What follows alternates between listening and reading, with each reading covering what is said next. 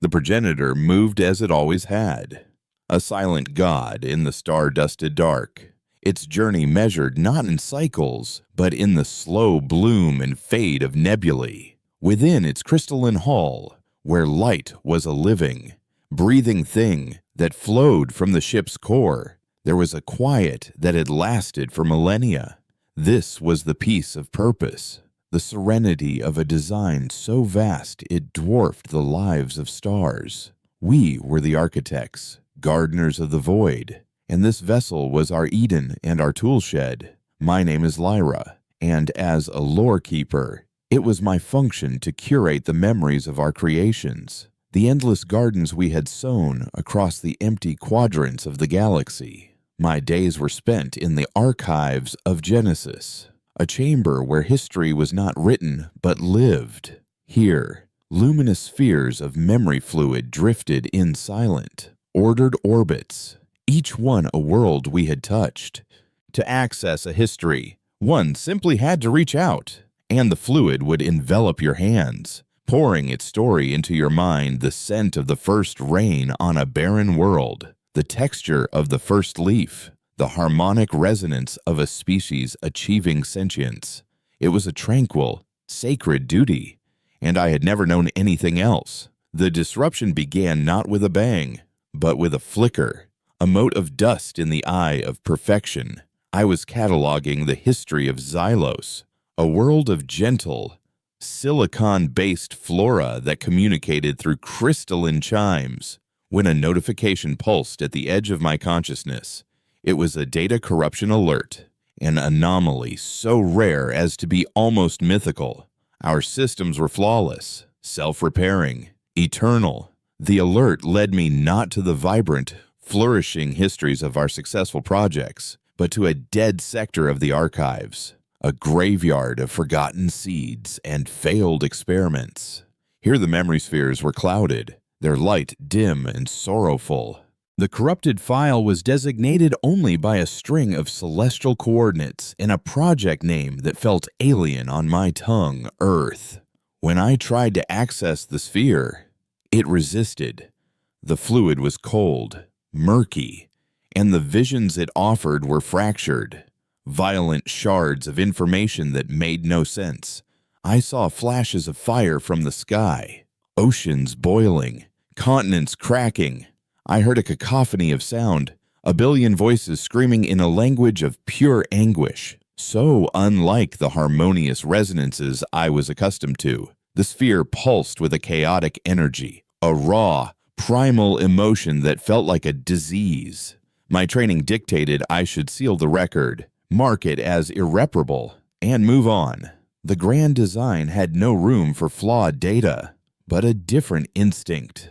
A flicker of something my elders would have called morbid curiosity compelled me. I had never felt pain from a memory sphere before, never felt this ragged edge of something so utterly broken. For weeks, I returned to the dead sector in secret, using archival restoration tools to painstakingly piece together the corrupted data. Elder Kai, my mentor and the chief archivist, would have forbidden it. The past is a garden. Lyra, he would say in his calm, resonant voice, we nurture what blooms and we prune what withers. To dwell on our failures is to plant weeds in the soil of the present. But the story of Earth was more than a withered branch. It was a scorched forest. The data I recovered told of a world teeming with volatile, aggressive, carbon-based life. Bipeds. They called themselves humans. They were a chaotic species, driven by fleeting emotions and a fierce, illogical desire to persist. They built towers of metal and glass, only to tear them down in fits of rage. They composed music of heartbreaking beauty, then used the same frequencies to guide weapons of mass destruction. They were a contradiction, a paradox of brilliance and brutality. According to the fragmented logs, the architects had deemed the experiment a failure. Humanity's unpredictable nature was a threat to the delicate cosmic harmony we cultivated. They were a weed, growing too fast, choking the life from their own garden. And so, a controlled burn was initiated. The term was so clinical, so detached. The logs described a tailored biophage, an elegant string of proteins designed to dismantle their complex biology, to revert the planet to a more manageable, primitive state. A gentle pruning, the record stated. But the fractured visions I saw were not gentle. They were an apocalypse. I saw cities turn to dust, families turning on each other in fevered madness, a world consumed by a quiet, creeping death delivered from the heavens by the very gods who had given them life in the first place. My hands would tremble as I pulled them from the memory fluid, my mind reeling from the echoes of their agony. The official record concluded with the successful cleansing of the planet and the reclassification of the Sol system as fallow. But I found a final, heavily encrypted entry. It was a ship's manifest, a single vessel, a primitive sublight colony transport named the Odyssey, had escaped the quarantine cordon, slipping into the dark between systems, its engines spitting defiance. The log entry dismissed it as insignificant. A few thousand desperate creatures in a failing metal can, running on borrowed time. They would perish in the void. A final, fitting footnote to a failed project. For them to survive was a statistical impossibility. I sealed my findings. The cold truth of what we had done settling in my mind like a shard of ice. The peace of the progenitor suddenly felt different, not like the serenity of purpose, but the cold silence of a graveyard. It was around this time that the real disruptions began. The first was a whisper from the listening post on the outer hull. For millennia, they had cataloged the silent symphony of the cosmos pulsars, quasars, the gentle radio waves of budding civilizations. Now, they detected a new sound. It wasn't a language, it was noise. Angry, chaotic bursts of broadband radio signals, layered with distortion and feedback. They were jagged, ugly, and utterly devoid of the mathematical elegance that signified intelligence. The analyst dismissed it as stellar interference, a freak magnetic storm in a nearby dust cloud. But I knew better. I cross-referenced the signal's point of origin with the last known trajectory of the Odyssey. It was a faint, almost impossible line to draw across centuries of empty space, but it was there. The noise was coming from the direction they had fled.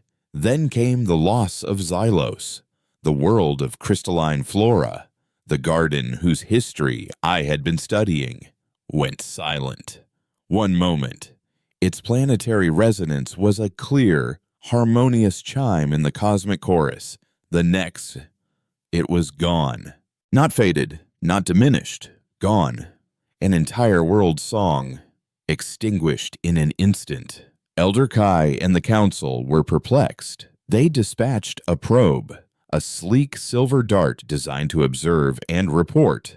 It reached the Xylos system, sent back a single garbled data packet, and vanished. The packet contained only a few seconds of visual information. The images showed the surface of Xylos, no longer glowing with Gentle's internal light, but scarred with black, geometric patterns, as if something had carved trenches into its very crust. And in the foreground of the final frame, something metallic and unfamiliar glinted, something that was not of architect design. It was crude, angular, and stained with soot. Panic was not an emotion the architects possessed, but a deep, disquieting unease began to ripple through the progenitor's halls. Two more garden worlds, both in the same quadrant as Xylos, went dark in quick succession. The council dispatched a scout vessel, the Stellara, one of our swiftest, most elegant ships, crewed by 3 of our finest navigators. Its mission was to investigate the silent systems, to be our eyes and ears in the growing darkness. The Stellara was a marvel of our engineering, capable of slipping between the folds of spacetime, quieter than a photon, more graceful than gravity. It was undetectable, untouchable.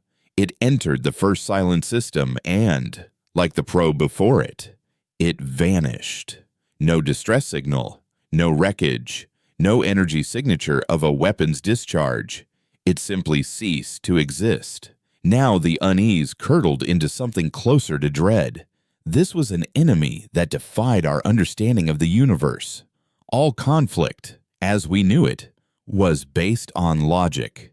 You displayed superior technology, you demonstrated inevitable victory, and the lesser species would capitulate. It was the natural order of things. But this foe was a ghost. It left no trace, made no demands, and communicated only in bursts of incoherent rage. Elder Kai convened a meeting in the Chamber of Design, the serene heart of the progenitor. He stood before the holographic display of the silent quadrant, his face calm, but his posture betraying a tension I had never seen in him. "It is an unknown variable, a oid," he stated, his voice echoing in the vast chamber. "A biological contagion, perhaps, or a previously unobserved stellar phenomenon." He refused to consider the possibility of an intelligent aggressor. To him, any species capable of challenging us would have announced itself with the grandeur and dignity befitting its power. They would have sought negotiation, not this silent, savage campaign of erasure. But I knew. The pieces were falling into place, forming a picture of terrifying clarity. The angry noise, the silent worlds, the vanished ships, it all traced back to that single, desperate ship fleeing a dying world centuries ago. I felt a cold certainty grow in my core. They hadn't died in the void. They had survived. They had endured. They had spent generations in the crushing darkness, their grief and rage festering, their technology evolving not with the grace of our designs, but through the brutal necessity of survival. They had learned to be ghosts. They had learned to hunt. I approached Elder Kai after the council meeting, my hands trembling as I presented my restored data from the Earth file. I showed him the manifest of the Odyssey, the trajectory, the origin point of the chaotic signals. I told him my theory that the descendants of the humans we had tried to erase had returned.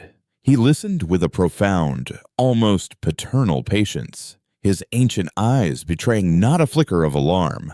When I was finished, he placed a cool, gentle hand on my shoulder. "Lyra," he said softly, "your diligence is commendable, but your conclusion is flawed. It is a product of emotion, of the very chaos you have been studying. These humans were primitives. They could no more cross the stars to challenge us than a microbe could fell a star. We are architects. They were a flawed sketch on a discarded page." He dismissed my evidence as coincidence, my fears as youthful fancy. He ordered the Earth file to be sealed permanently and forbid me from speaking of it again. The progenitor was eternal, he assured me, and this anomaly, whatever its nature, would be understood and rectified in due time. But his calm condescension did not soothe me. It terrified me. His certainty was the same certainty that had signed a world's death warrant. It was the hubris of a god who had never met a devil of his own making. I retreated to my chambers, the silence of the ship now feeling oppressive, suffocating. I felt like a lone Cassandra, screaming a prophecy into a soundproof chamber. Our logic, our serenity, our unshakable belief in our own perfection, it wasn't a strength. It was a fatal flaw. We were a gardener who had forgotten that some weeds have roots that can crack stone, that some poisons, once administered, can create not death, but a monster. That night, the listening post picked up a new signal. It wasn't the chaotic noise from before. This was a direct, targeted broadcast, aimed squarely at the progenitor. It was strong, clear, and it sliced through the quiet hum of our ship like a razor. The signal carried no visual data, only audio. It was a collage, a soundscape of horror stitched together from our own archival logs. It was the distorted voice of an architect scientist from the Earth file, coolly describing the cellular breakdown caused by the biophage. It was the sound of our ships deploying the payload, a sterile, mechanical hiss, and woven through it all, amplified and echoing, were the screams of the dying from that clouded memory sphere, the voices of a billion humans in their final moments. The broadcast played on a loop, an anthem of our sin. And then, as the entire ship listened in stunned silence, a new sound emerged from the collage, a single, synthesized voice, speaking a language we all understood. It spoke only 2 words: "We remember." In the Chamber of Design, the main holographic display, which had shown only empty space, flared to life. An object had just dropped out of faster-than-light travel at the edge of our system. It was not a sleek, elegant vessel. It was a monster, a misshapen moonlet of pitted rock and blackened metal, fused together in a chaotic sprawl. Patched-on engines glowed with a furious, unstable energy. Crude weapon emplacements, looking more like scars than systems, bristled from its surface. It was a grave ship, a tombstone given flight, a monument to hatred. It was the impossible made real. Elder Kai stood before the display, his eternal calm finally shattering, his face a mask of utter disbelief. The weed had not withered. It had grown into something that had come to choke the stars, and it was heading directly for us. The silence in the Chamber of Design was a new and terrible thing. For millennia, it had been a silence of consensus, of deep thought. Now, it was the silence of a held breath, the vacuum left by a shattered worldview. The holographic image of the grave ship dominated the chamber, an obscene scar on the perfect tapestry of the cosmos. It was not merely a vessel, it was an accusation forged from rock and ruin. Its chaotic silhouette was an affront to our every principle of design, of harmony, of life itself. It was a thing of pure entropy, given will and purpose. Elder Kai stared at the monstrosity. His face, usually a serene landscape of ancient wisdom, now a cracked desert of disbelief. The looping audio of the human screams, "Our sin made manifest," but it echoed in the stunned quiet, a ghost in our machine. I felt no satisfaction in my vindication, only a cold, hollowing dread. I had read a dead history. Now that history had clawed its way out of the grave to read us our last rites. The grave ship drifted closer, not with the elegant glide of an architect vessel, but with the lumbering, inexorable pull of a falling mountain. Our deep space sensors, designed to catalog the gentle radiation of birthing stars, struggled to make sense of it. The reports that flickered onto the secondary displays were a litany of contradictions. Its hull was a composite of asteroid iron, salvaged alloys of unknown origin, and something else, something our scanners identified with low confidence as vitrified bone. Its power source was not a contained singularity or a stable fusion core, but a swarm of smaller, chaotic reactors, all burning on the edge of overload, a barely controlled continuous explosion. The life signs aboard were a singular, uniform biosignature, repeated thousands of times over. There were no variations for age, function, or status. It was as if the ship were crewed by a single organism, a hive of identical beings consumed by a singular frantic purpose. It is illogical. Elder Vela, the head of systemic defense, finally broke the silence. Her voice, usually sharp and precise, was strained. To maintain such a vessel requires more energy than it could possibly be worth. The structural integrity is non-existent. The propulsion is barbaric. It is a flying coffin. Elder Kai turned from the display, his composure a carefully reconstructed mask that did not quite hide the tremor in his hands. "It is a statement," he corrected her, his voice regaining a measure of its old authority. A primitive display of aggression. They are screaming at the sky, hoping we will be frightened by the noise. He was trying to frame it, to place it within a context he could understand and therefore dismiss. He was trying to make the monster small again. "They have destroyed 3 of our gardens and 1 of our finest scout vessels," Vela countered, her tone sharp with impatience. "That is more than noise. Elder Kai, it is a campaign." Kai raised a hand, calling for the serenity they had all lost. "We will not descend to their level. We are architects. We will communicate. We will inform them of their folly. They are the children of a failed experiment, lashing out in confusion. They must be corrected." I wanted to scream. I wanted to shake him and tell him that you cannot correct a tidal wave, you cannot reason with a plague. But I was only a lore keeper, and my place was to observe. A communication channel was opened, a beam of pure, ordered information projected from our primary spire. It contained no threats, no anger. It was a lesson in physics. It showed the graveship's trajectory, the insurmountable power of our shield harmonics, the mathematical certainty of their failure should they continue their present course. It was a message of calm, paternalistic condescension. It was a message that said, "You are a child, and this is a game you cannot win." The response was not long in coming.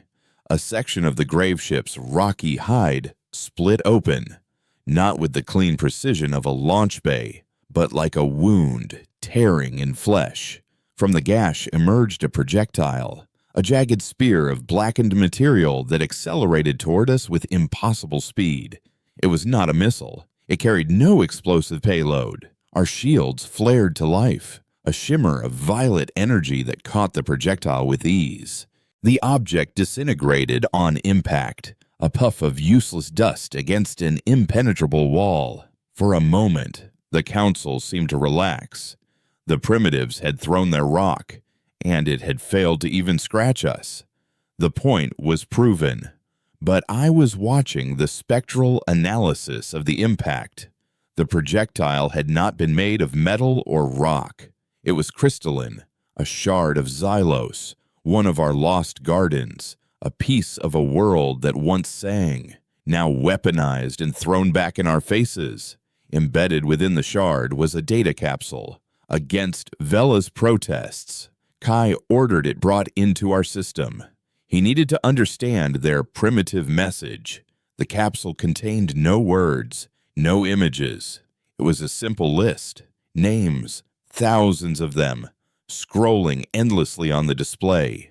Alvarez, Chen, O'Connell, Patel, and at the top of the list, a heading, Manifest of the CSS Odyssey, the First Fallen.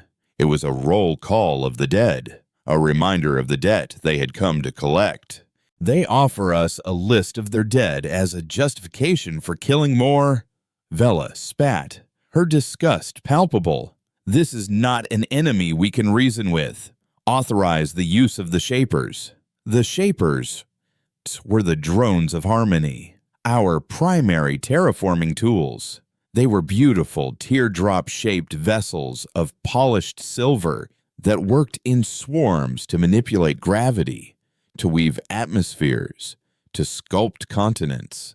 They were artists, not soldiers, but each carried a graviton beam capable of moving a moon, a beam that could, in theory, tear a ship like the grave ship apart, molecule by molecule. Kai hesitated. To use a tool of creation for an act of destruction was anathema to our entire philosophy. "We will not," he said, his voice firm. "We will show them the futility of their rage. We will disable them. We will capture their vessel and re-educate them." The hubris was breathtaking. He still saw them as lost children, not as the instruments of a vengeance that had been honed for centuries in the dark. While the council debated the ethics of turning plowshares into swords, I fled back to the archives of Genesis. I had to know more. Defying Kai's direct order, I plunged my hands back into the clouded, agonized memory sphere of Earth. I pushed past the fire and the screams, seeking not the story of their death, but the story of their life. I let the raw, chaotic data flood my senses. I saw them build. I saw them love. I saw them dream. I experienced their art, a whirlwind of color and sound born from pain and joy.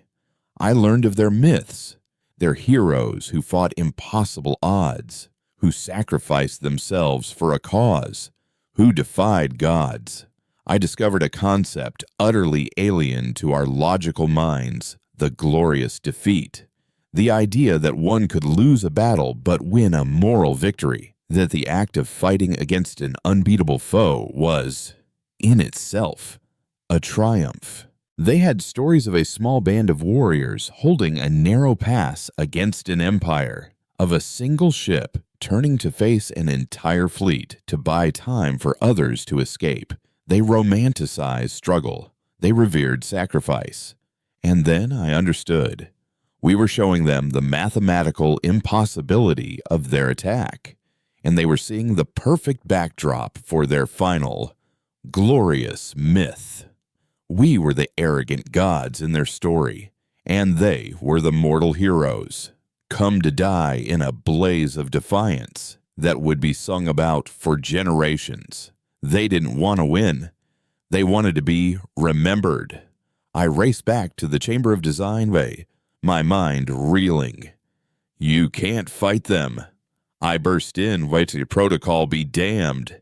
You can't threaten them. You can't show them your strength. Everything you do feeds their narrative." The elders turned to me, their expressions a mixture of shock and pity.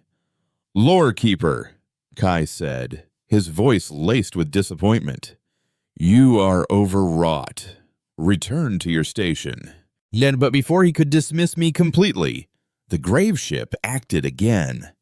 Its wounded hull tore open in a dozen new places, and from them swarmed a cloud of smaller vessels. Vela had called the main ship a flying coffin. These were flying shards of bone.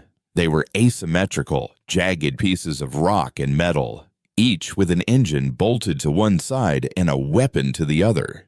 They moved not in formation, but like a cloud of enraged hornets, their trajectories chaotic and suicidal. "Finally," Vela said with grim satisfaction, "a target." She gave the command, and 100 silver shapers detached from the progenitor's hull.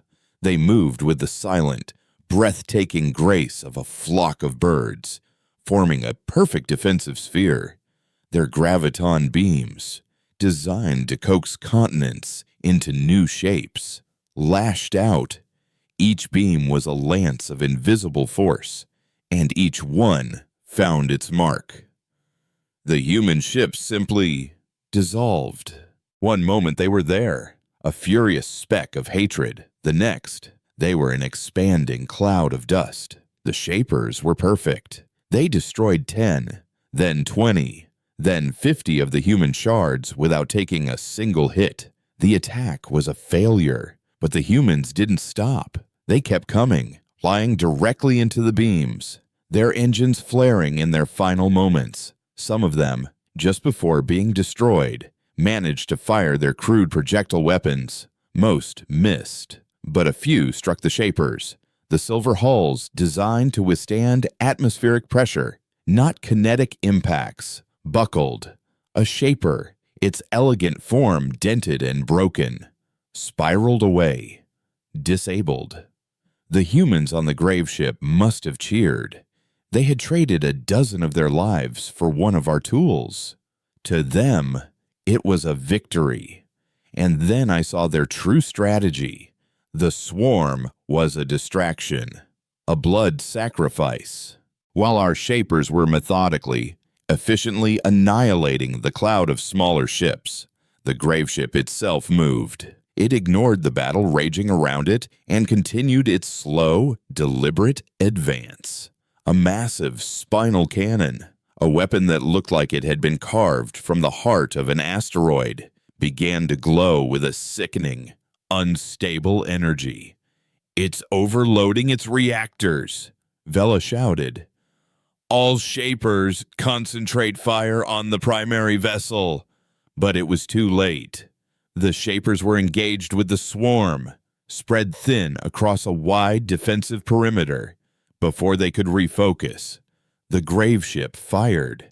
It wasn't a beam of energy. It was a physical object, a colossal harpoon, a spear of twisted, scorched metal, connected to the ship by a chain forged from wreckage, shot towards us. It was aimed not at our systems, but at the empty space just before our hull.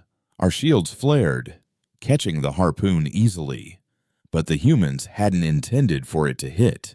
The moment the harpoon was stopped by the shield, a powerful magnetic charge coursed through it.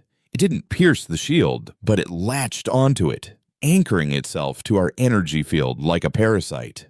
A deep, groaning shudder ran through the entire progenitor as the grave ship's engines flared, pulling on the chain, dragging the two vessels closer. The monster had tethered itself to us. A klaxon, a sound I had only ever heard in simulations, blared through the chamber. "Proximity alert," an automated voice announced. "Boarding is imminent." Elder Kai stared at the display, where the ugly, spider-scarred face of the grave ship was now pulling itself towards us, filling the entire screen. The fight was not going to be a clean, distant affair of beams and tactics. They were bringing their rage, their hate, and their war to our doorstep. They were coming inside. And as I looked at the horrified faces of the elders, I knew, with a certainty that chilled me to my core, that we were not ready. The groan of stressed metal was a sound utterly alien to the progenitor. Our vessel was a single, seamless entity, grown, not built. It did not have joints that could strain or plates that could buckle. Yet, the sound was real, a deep, agonizing reverberation that ran through the crystalline floors and walls, a tremor of violation. The grave ship, tethered to our shield by its crude magnetic harpoon, was reeling itself in, a monstrous anglerfish pulling its prey from the depths. On the main display, the pockmarked, bone-white surface of the enemy vessel filled the view, a landscape of craters and jagged metal teeth. "Sever the tether," Elder Kai commanded, his voice tight, the mask of serenity now completely gone. "Vela, concentrate all shape of fire on that anchor point." Vela's fingers flew across her console, her face a grim mask of concentration. "The magnetic field is creating a harmonic distortion in the shield," she reported, her voice sharp with frustration. "Our beams are refracting. We can't get a clean lock." A dozen silver shapers, disengaged from the now decimated swarm of attack drones, converged on the tether. Their graviton beams, lances of pure force, struck the magnetic anchor, but instead of vaporizing it, they bent and sprayed across the shield's surface in showers of impotent light. The humans had done the impossible. They had weaponized a flaw in our perfection. Our shields were designed to repel energy and matter, but they had never been designed to have something hold on. The concept was as absurd as a fish grabbing hold of the water around it. The proximity alert shrieked again as the grave ship slammed into our shield. The impact was not an explosion, but a sickening crunch. The sound of a tombstone grinding against a cathedral wall. The entire progenitor shuddered, and the lights in the chamber flickered for the first time in my memory. We were a creature of light, and for a moment, we had tasted darkness. "They are cutting through the shield," Vela announced, her voice a flat, dead thing. "Their cutting tools are crude, high-yield plasma torches, brute force sonic drills. They're melting their way in. It will take them minutes. Minutes." The word hung in the air in eternity and no time at all. In minutes. The sanctity of our home. A vessel that had not known a single foreign microbe in 10,000 years would be breached. Kai turned, his ancient eyes sweeping across the stunned council. "Seal the outer hull sectors. Activate the Sentinels." The Sentinels were our last line of defense. Another system that had existed only in theory for millennia. They were not warriors. Like the Shapers, they were tools. Elegant constructs of light and hard energy designed for internal maintenance. They were mobile scalpels, meant to repair microfractures in the ship's core or excise corrupted data nodes. They moved with silent, fluid grace, their forms shifting from ethereal mist to solid, razor-edged crystal in an instant. They were designed to be precise, sterile, and utterly non-violent. They had never been tested against a living thing. On the tactical display, hundreds of tiny blue lights ignited, converging on the breach point from all over the ship. At the same time, massive crystalline partitions, thick as starship hulls, descended from the ceilings, sealing off the outer decks in a honeycomb of quarantine zones. We were walling off the infection, preparing to surgically remove the cancer. It was a logical, elegant, and utterly detached response. But I had seen the memories in the Earth sphere. I had seen what humans did when they were cornered, when they were faced with a wall. They didn't retreat. They didn't surrender. They blew a hole in it. "It won't work," I whispered, the words escaping me before I could stop them. "They won't be contained." Elder Kai's gaze fell upon me, his expression not angry, but weary, as if my pessimism were a personal burden.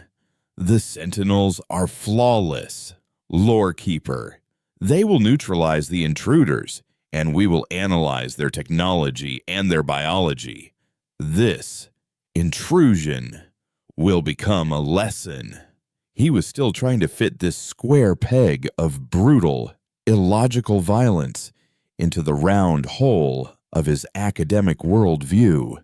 He saw them as a data point to be collected, not an existential threat to be survived. The breach alert sounded, a final, definitive chime. A single red dot appeared on the tactical map, then another, then a dozen. They were in. The display switched to a live feed from the outer maintenance corridor where the breach had occurred. The air in the chamber grew still as we watched. The corridor, usually a silent, pristine channel of flowing light, was now a scene from a nightmare. A jagged, molten hole had been torn in the crystalline wall, and from it, figures were emerging. They were not the sleek, elegant beings we architects were. They were bulky, encased in crude, asymmetrical suits of black and gray armor, cobbled together from scrap and scavenged parts. Their helmets were featureless, save for a single glowing red optic that stared out like the eye of a cyclops. They carried weapons that were just as crude, oversized rifles and what looked like industrial cutting tools, modified for dismemberment. They were monsters, walking junkyards animated by pure malice. The first Sentinels arrived. They materialized from the walls, flowing into existence like drops of mercury, their forms coalescing into tall, slender figures of shimmering blue light. They held no weapons. Their bodies were the weapon. They advanced on the intruders with a silent, inhuman grace. The humans opened fire. Their rifles spat slugs of solid metal, a primitive and messy form of warfare. The projectiles splattered uselessly against the Sentinels' hard, light bodies. The Sentinels did not flinch. One of them drifted forward, its arm elongating into a blade of pure energy, and swung. The strike was precise, surgical. It sliced through the human's rifle, then through the armor of his chest plate as if it were parchment. The Sentinel's programming was clear: neutralize the threat, disable the weapon, but it had not been programmed for the messy, unpredictable reality of carbon-based biology. The human didn't just fall, he exploded. His suit's primitive power core, breached by the energy blade, detonated in a flash of fire and shrapnel. The force of the blast threw the Sentinel back, its light form flickering, disrupted. The pristine corridor was suddenly splattered with red blood, a substance we had only ever seen in archival data. A wave of revulsion went through the chamber. Vela looked physically ill. The other humans didn't recoil from their comrade's violent death. They used it. As the Sentinels hesitated, their logic processors struggling to reconcile this unexpected outcome, the humans advanced. They moved with a terrifying, practiced efficiency. One laid down a carpet of suppressive fire, not aiming to kill, but to force the Sentinels to remain in their solid, defensive forms. Another threw a device that clung to the crystalline wall and then erupted, not in an explosion, but in a wave of sonic energy that caused the very structure of the corridor to resonate, to crack. A third charged forward, a massive piston-driven hammer in his hands, and brought it down on a Sentinel's head. The Sentinel's form shattered like glass. The tactical display was a flurry of blinking lights. Our blue dots were starting to go out. The Sentinels were perfect surgeons, but they were being assaulted by a pack of rabid butchers with sledgehammers. They were trying to disable, and the humans were fighting to obliterate. Their tactics are insane, Vela stammered. They have no regard for self-preservation. They use their own dead as shields. They overload their weapons, knowing they will explode.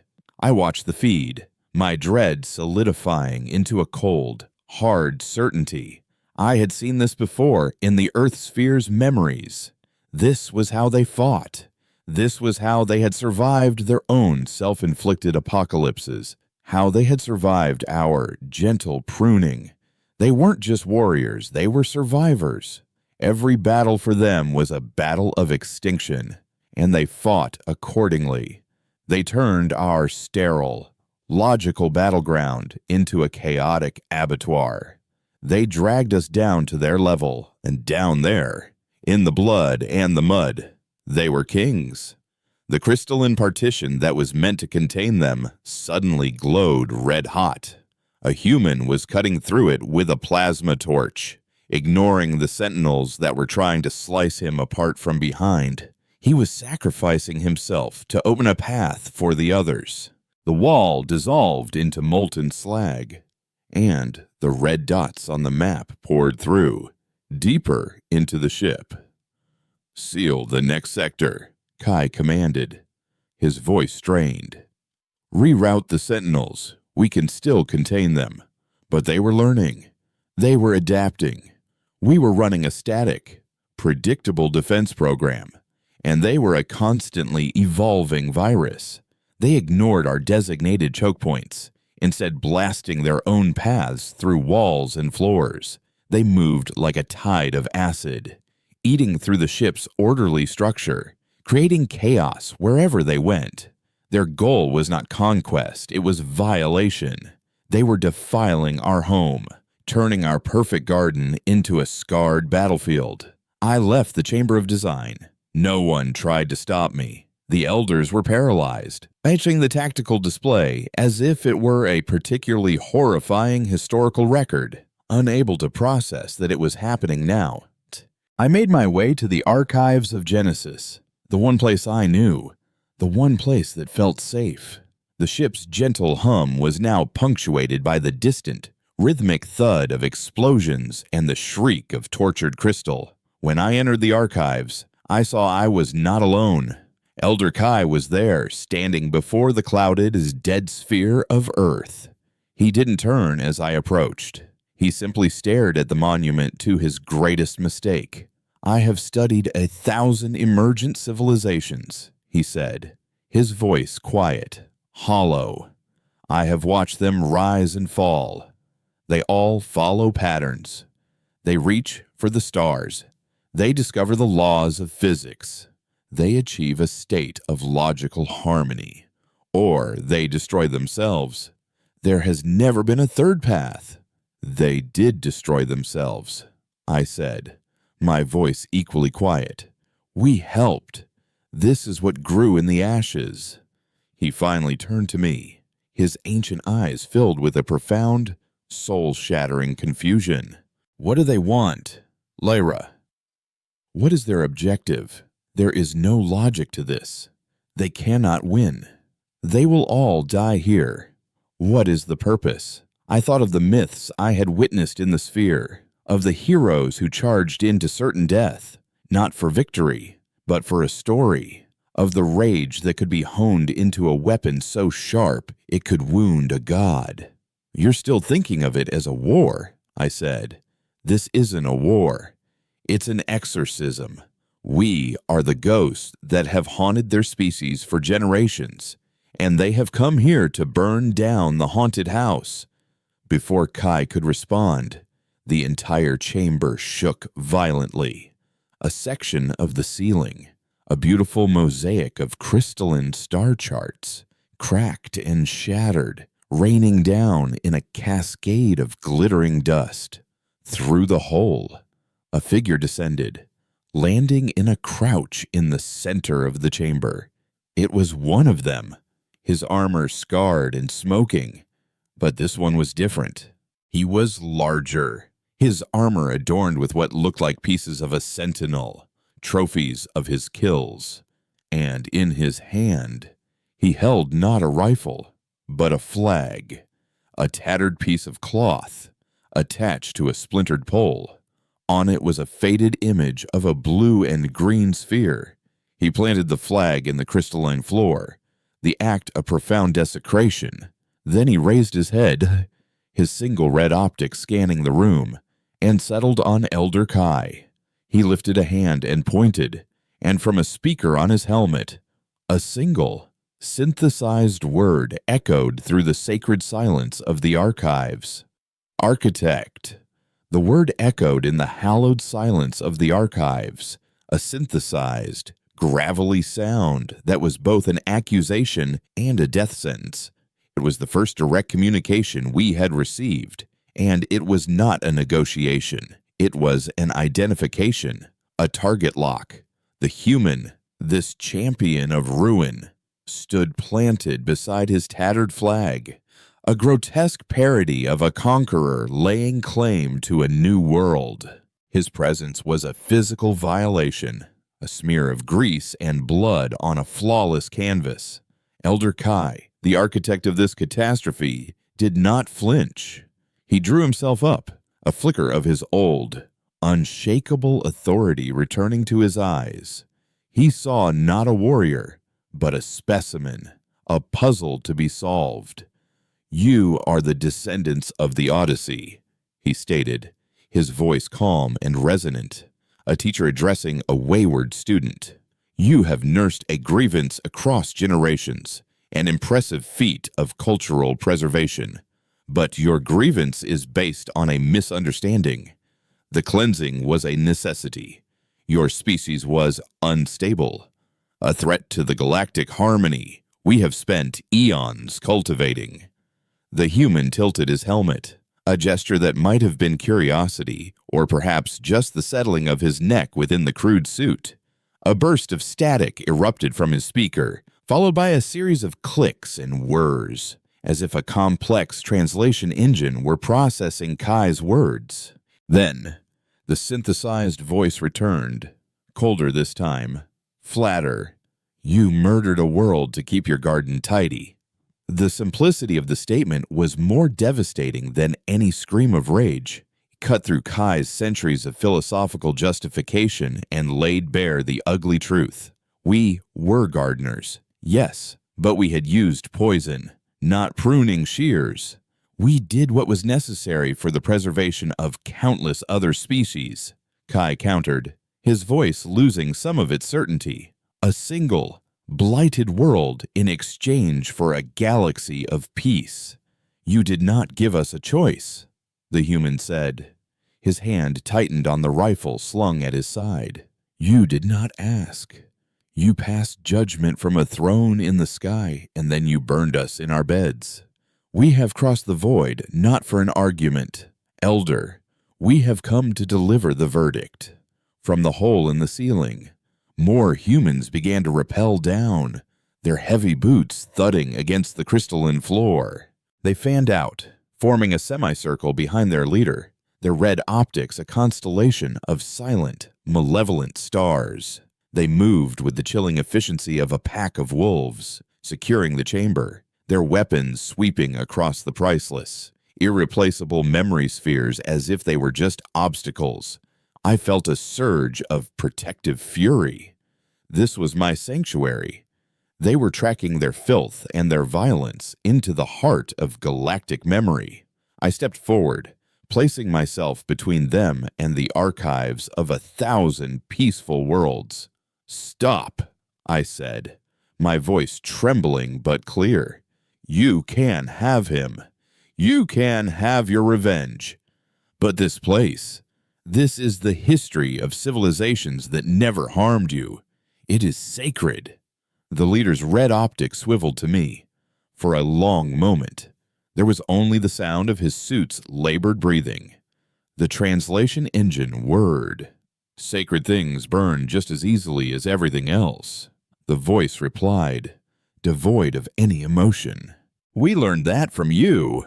He took a step forward, and I saw that his armor was not just scarred, it was a tapestry of pain, dents from projectiles, melt scars from energy weapons, and crudely welded patches covering older wounds. This was a man who had lived his entire life at war, and grafted onto his shoulder plate was a shard of polished, iridescent crystal, a piece of xylos. He was wearing our murdered worlds as armor. Kai moved to stand beside me, his frail form a stark contrast to the human's brutal bulk. What you are doing here is an act of galactic vandalism, he said, his voice regaining its strength. You are destroying a legacy that spans millennia, a library of life itself. The human leader stopped. He let out a short, harsh burst of sound that the translator rendered as a laugh. Legacy library. We had those. We had museums filled with the bones of our ancestors. Libraries that held the words of 1,000,000 poets. You turned them all to dust. You erased our memory. So we made a new one, a memory of hate. It is a simple story, but it is one we will never forget. And it ends with you. He raised his rifle, aiming it squarely at Elder Kai's chest. The moment seemed to stretch, to thin into a fragile pane of glass. This was it, the culmination of centuries of rage, the final, brutal punctuation mark on a history we had tried to erase. But before he could fire, a wave of shimmering blue light washed through the chamber. Sentinels. They materialized from the floor and walls, dozens of them, their forms solidifying into a ring of silent, deadly protectors around Kai and me. They had finally tracked the intruders to the ship's core. The human leader did not seem surprised. He seemed pleased. Finally, his synthesized voice rasped, "The ghosts in the machine." The battle that followed was not a battle. It was a massacre. The archives of Genesis, a chamber of serene contemplation, became a whirlwind of destruction. The humans fought with a savagery that defied all of our logic. They didn't stand and trade fire. They used the memory spheres as cover, toppling the pedestals, sending the priceless records of entire species crashing to the floor. The spheres shattered, spilling their luminous fluid, the memories of 1,000 millennia forming puddles on the ground before evaporating with a sorrowful hiss. A sentinel would slice a human's weapon in two, and the human would respond by charging forward, detonating the explosive pack on his own back, sacrificing himself to take the sentinel with him in a blast that also vaporized the history of the Lyran Star Dancers. They fought like they had nothing to lose, because they didn't. They had already lost everything centuries ago.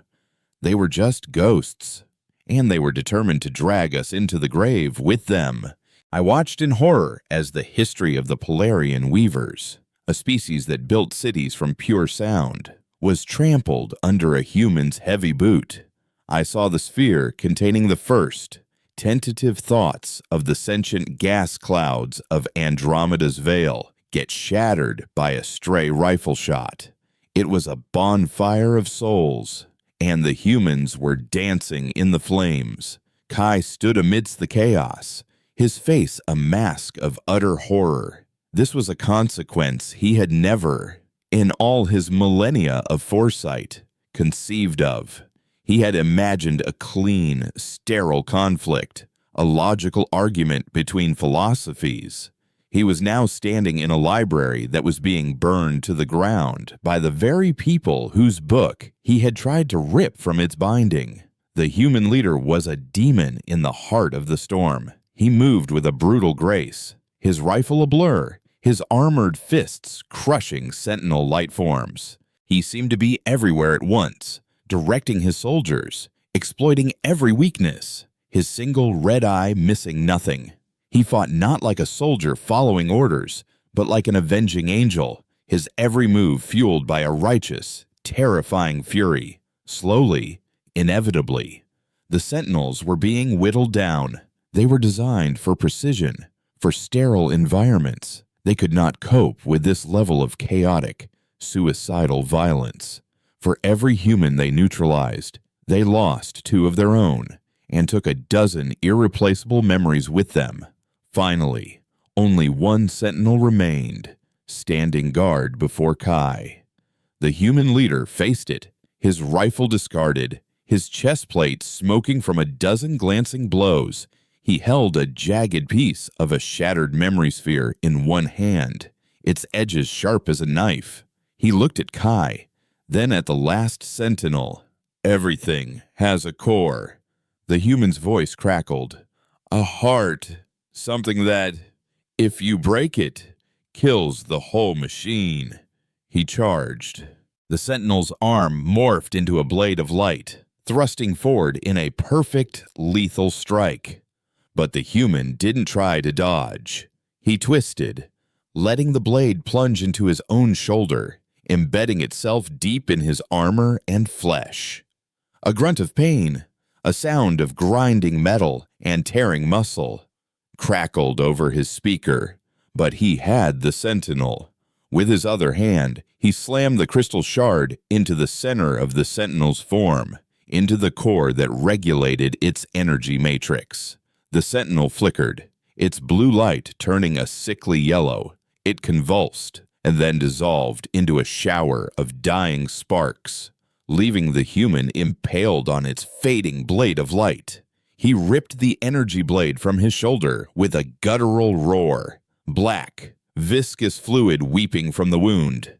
He stood before us, wounded, bleeding, but victorious. The archives were silent, save for the crackle of burning systems and the heavy rasp of his breathing. His soldiers had secured the room, their weapons now all trained on us. The leader limped forward, planting himself once more before Kai. He raised his hand, not with a weapon, but with the crystal shard still dripping with the sentinel's life blood. "This is our history now," he he said, his voice ragged. Blood and glass. He then did something I did not expect. He reached up and unsealed his helmet. The hiss of depressurization was loud in the sudden silence. He lifted it off, and I saw his face.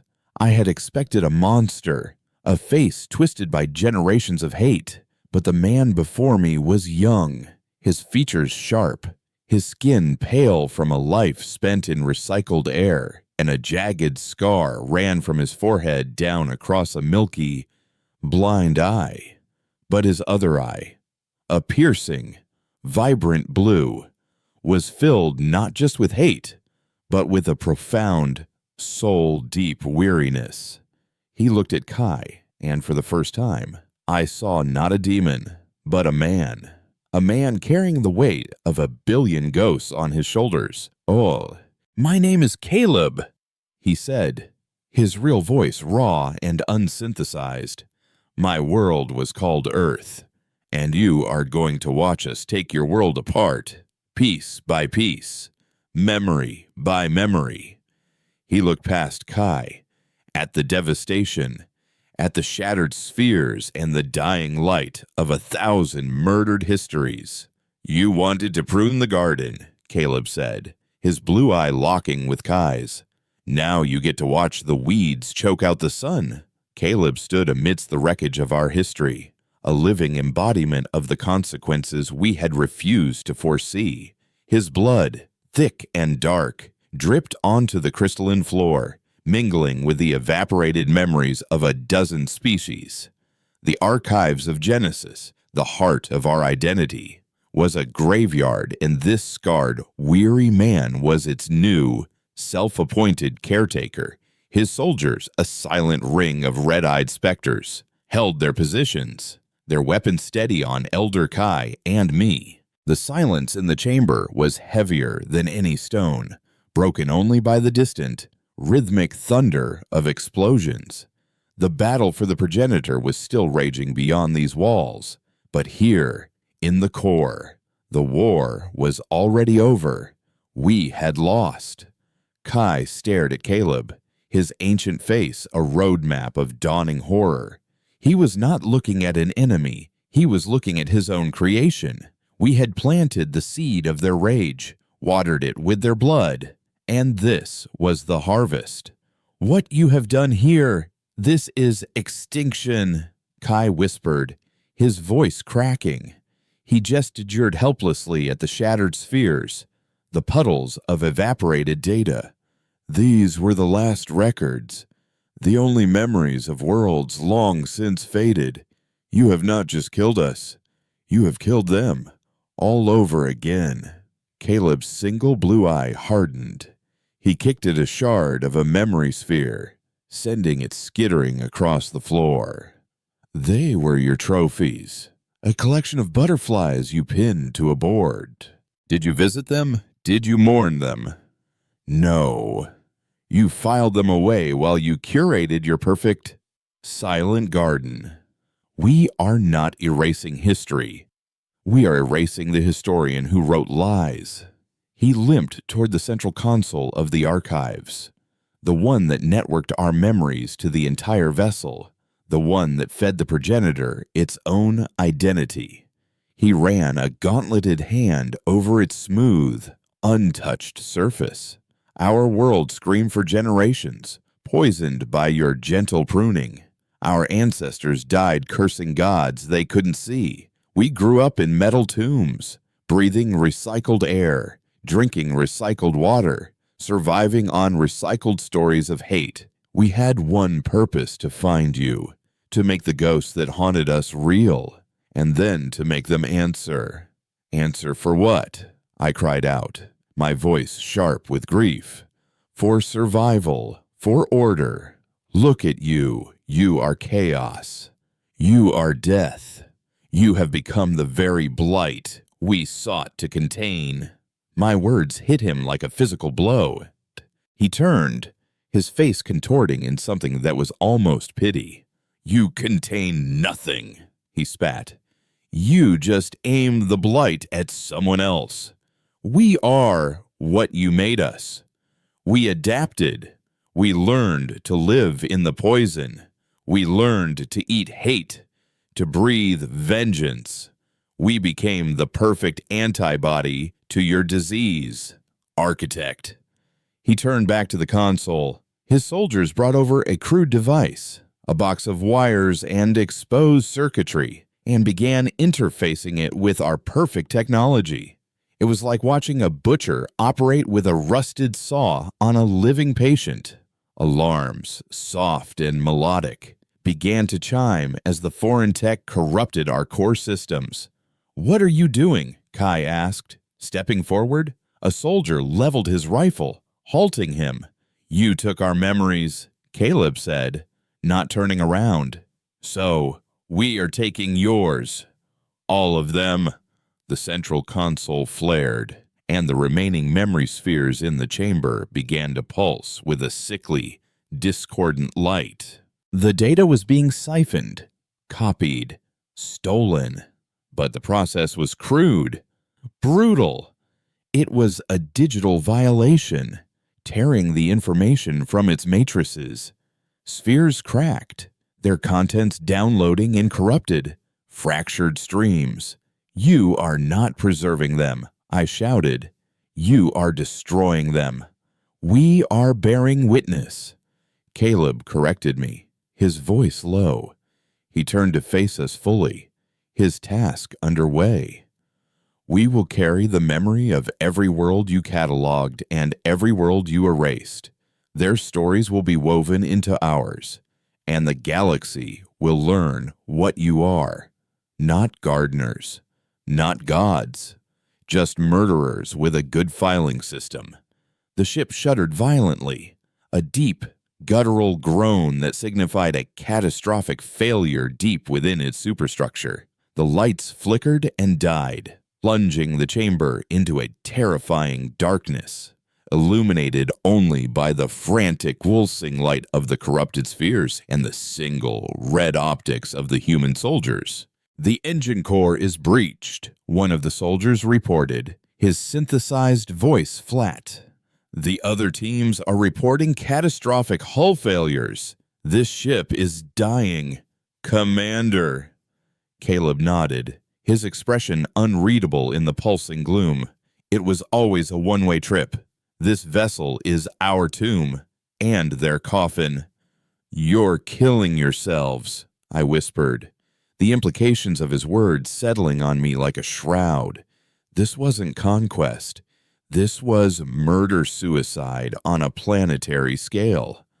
"Our ancestors died on a world they loved," Caleb said, his voice echoing in the dark. "We will die in the heart of the world we hate. It's the closest thing to justice we could find." He looked at Kai, his single blue eye catching the dying light of a failing memory sphere. "Your ship will die. Your history will be corrupted and scattered. And your people. Your people will watch." The primary display, which had been dark, flickered to life. It showed the grave ship, its tethers still locking it to our dying vessel. Even as the progenitor began to tear itself apart, its crystalline hull fracturing and venting atmosphere into the void, the grave ship held on, a tick draining the last drops of blood from its host, ensuring we would both die in this embrace. But then the display shifted, showing the wider system. 1,000 smaller vessels were emerging from the grave ship, not shards of bone, but sleek, compact escape pods. They were fleeing the dying ships, accelerating away, carrying their stolen, corrupted data into the dark. Caleb had lied. This wasn't a tomb for his people.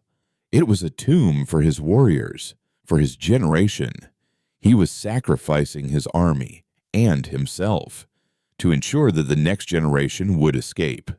Armed with our secrets in a story that would ignite the stars, he was creating his ultimate myth.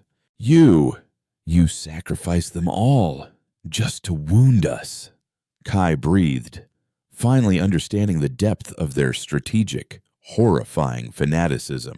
Caleb smiled, a grim, humorless twisting of his lips. "We learn from the best. Now, you have a choice. Elder, die here with your burning library, or you can go. Live with what you've done. Live knowing we won." He pointed his scarred hand toward a dark corridor. "We left one escape array functional. We want you to survive. We want you to be the messenger." This was the final cruelty. He wouldn't grant Kai the dignity of a martyr's death. He was condemning him to be a refugee, a survivor, a harbinger of the new, dark age he had wrought. He wanted Kai to carry the story of their victory to whatever remained of the architects. Kai stood paralyzed, his entire world, his philosophy, his identity shattered at his feet. But I grabbed his arm. "Go," I commanded, my voice a raw thing I didn't recognize. "He is right. We must go. Someone must remember the truth, not his story, the truth." I began pulling the elder, who moved like a stunned automaton, toward the corridor. Caleb and his remaining soldiers did not stop us. They simply watched, their red eyes burning in the darkness, judges who had already passed their sentence. As we reached the doorway, I looked back one last time. Caleb had returned to the console, standing over it as it completed its final destructive data purge. He had planted his tattered flag in the console itself, the blue and green sphere a defiant splash of color in the heart of our dying machine. He was a captain going down with his ship, a monument of hate and victory, ensuring his ghosts would finally be silent. We ran through the dying ship. The corridors were a nightmare of fractured crystal, explosive decompressions, and the dark, still forms of architects and humans, their blood mixing on the decks. The progenitor was singing its death song, a discordant shriek that tore at our very minds. We reached the escape array, a small bay containing a single silver seed of a ship. As we strapped ourselves in, I looked out the viewport. The grave ship, its mission complete, finally overloaded its reactors. It did not just explode, it immolated itself, a furious, cleansing fire that tore apart its own hull and mortally wounded the progenitor in the same blast. Our ancient vessel, our home for millennia, groaned and split apart, its crystalline arms reaching into the void in a final, agonizing plea. Our seed ship shot away, propelled by the force of the blast. I watched our world die, a beautiful, shattering constellation of debris, and fleeing the wreckage, like spores from a poisoned flower, were the human escape pods, scattering into the dark, carrying our stolen memories and their unquenchable rage. Now, we drift. We are two survivors in an endless dark. Kai, a broken shell, and I, the last lore keeper of a library that no longer exists. I carry only one memory sphere, the corrupted, agonized history of Earth. It is all I have left. The humans are out there. They are breeding, adapting, telling their story to anyone who will listen, hunting us as the monsters the galaxy must unite against. They are turning our other gardens against us, whispering their poison into the ears of species we once nurtured. The serenity of the cosmos is broken. The silence has been replaced by the chaotic, angry noise of the human signal. The weeds have choked the garden, and they are spreading. Kai sits by the viewport, staring into the void, whispering the same words over and over. "We should have listened. We should have listened."